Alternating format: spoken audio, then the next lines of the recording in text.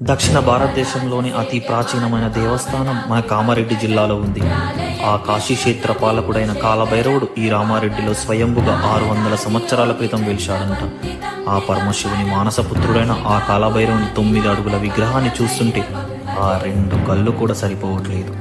దుష్ట శక్తులకు సింహస్వప్నమైన ఆ కాలభైరవునికి ప్రత్యేక పూజలు చేయడం ద్వారా నరదృష్టి, రుణబాధ, శత్రుబాధలు ఇంకా మరెన్నో బాధలు తొలగిపోతాయని ఇక్కడ భక్తుల నమ్మకం.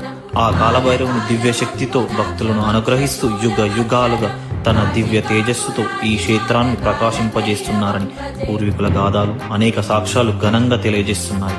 ఈ టెంపుల్ మన కామారెడ్డి నుంచి 12 కిలోమీటర్స్ దూరంలో అండ్ హైదరాబాద్ నుంచి 125 కిలోమీటర్ దూరంలో ఉంటుంది. ఈ టెంపుల్ని విజిట్ చేయని వారు విజిట్ చేయండి, విజిట్ చేసిన వారు కమెంట్ చేయండి.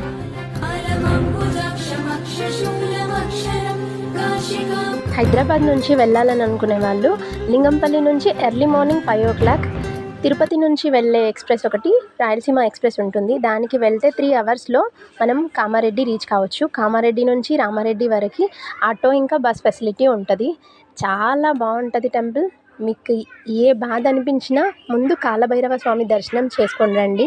మనసు చాలా ప్రశాంతంగా ఉంటుంది.